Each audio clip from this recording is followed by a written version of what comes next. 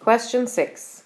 Write root 27 plus root 12 in the form k root 3, where k is an element of the quotient set. So we start off by just writing root 27 plus root 12. Next, we're going to rewrite each of these surds as something root 3, because ultimately we want our answer to be something root 3. So some number in front of the root 3 that has to be part of the quotient set.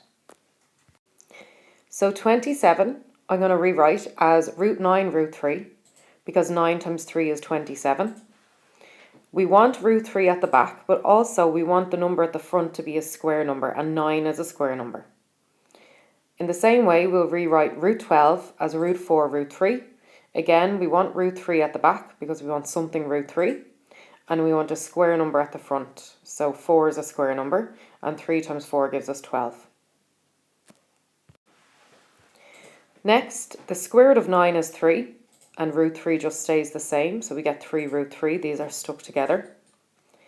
And then the square root of 4 is 2, and root 3 stays as root 3. So we get 2 root 3, and these are stuck together. So we have 3 root 3 plus 2 root 3, which will give us 5 root 3, in the same way that 3x plus 2x would give us 5x. So we get 5 root 3. So we were asked to write root 27 plus root 12 in the form of something root 3, and we have written it in the form of 5 root 3.